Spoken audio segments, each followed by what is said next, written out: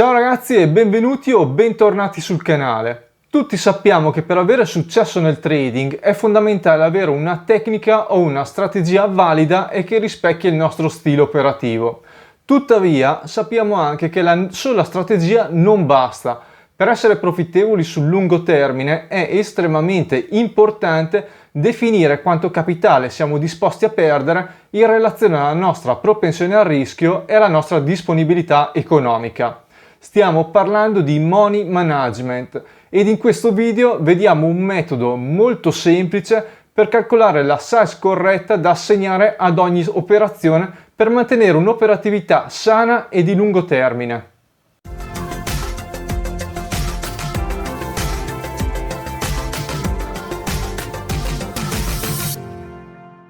Saper definire la dimensione di un'operazione in base alla nostra propensione al rischio è uno degli aspetti più importanti della nostra operatività e che, se vogliamo fare trading per lungo tempo, non dobbiamo sottovalutare.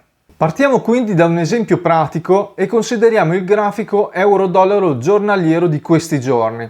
Vediamo per esempio che il 1 giugno il prezzo ha creato un minimo relativo che non è stato più rotto al ribasso nei giorni seguenti. Inoltre, il cambio euro-dollaro negli ultimi mesi ha un trend di lungo periodo fortemente in discesa. Potremmo quindi pensare che si tratti di un buon livello di supporto statico che, se rotto, può far accelerare il prezzo ribasso. Ottimo! Decidiamo quindi di posizionare un ordine pendente di vendita al valore di 1,062 e fatto questo posizioniamo anche lo stop loss per gestire il rischio. Osservando il grafico, valutiamo di metterlo appena sopra la resistenza statica creata nelle ultime 3 settimane di contrattazione e posizioniamo quindi lo stop loss al valore di 1,08. Come ultima cosa, posizioniamo anche il take profit come target della nostra operazione e lo posizioniamo appena sopra il minimo relativo precedente registrato il 13 maggio, quindi a 1,037. Molto bene, ora come ultima cosa quello che dobbiamo fare è definire la dimensione dell'operazione e per farlo dobbiamo capire quanto denaro siamo disposti a perdere. Per stabilire quale potrebbe essere la massima perdita che possiamo accettare, dobbiamo prima decidere qual è il nostro profilo di rischio.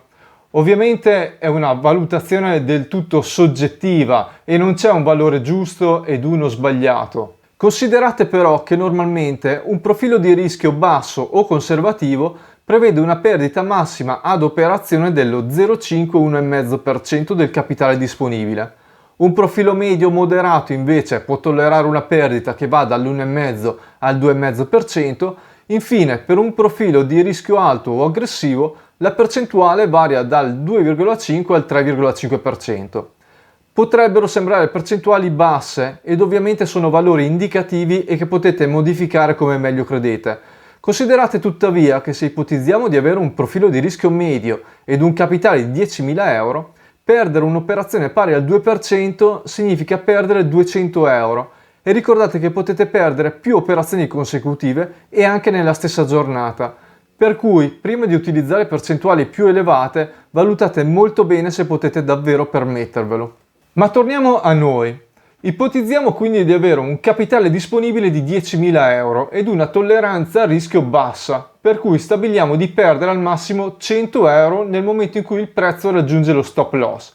Bene, come facciamo a capire con quale size, ovvero con quanti lotti, entrare a mercato? Per calcolare la size dobbiamo avere due informazioni.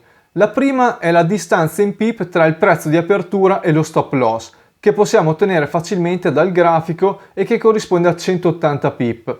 La seconda è il valore del pip in euro per una size di riferimento che consideriamo per semplicità pari ad un lotto.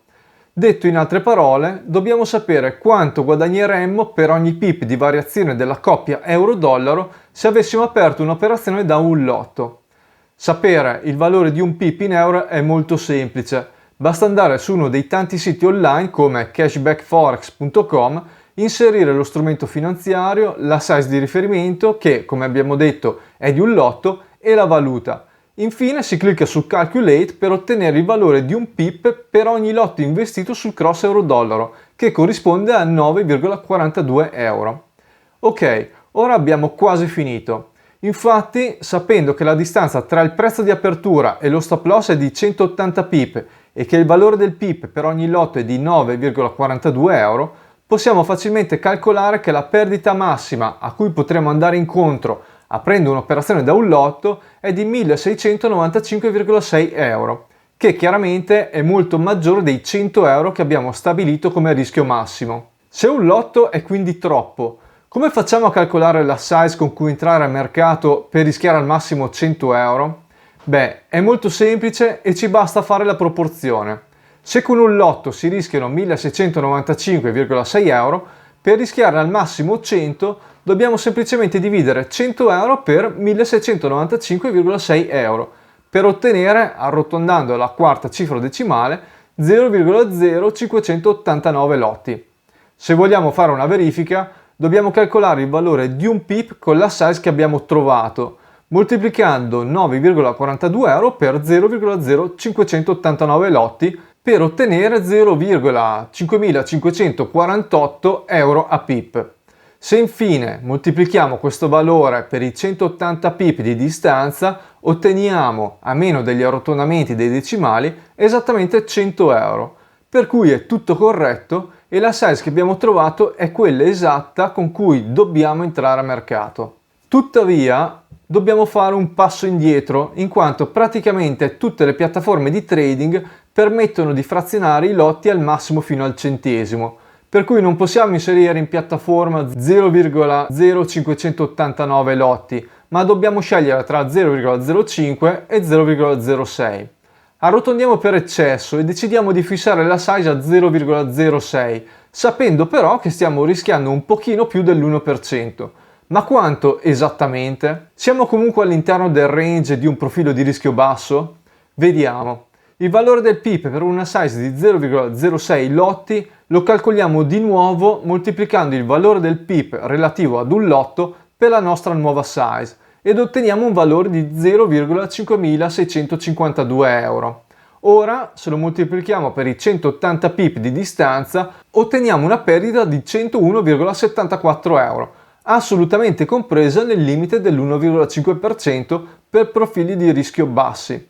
Per cui possiamo procedere e posizionare finalmente l'ordine pendente sell con una size di 0,06 lotti. Fatto questo, possiamo anche calcolare quanto potenzialmente possiamo guadagnare se l'operazione raggiunge il take profit. Infatti, se la distanza tra il prezzo di apertura ed il take profit è di 250 pip, possiamo calcolare che il potenziale profitto è di 141,3 euro, con un rapporto quindi tra profitto e perdita di 1,4.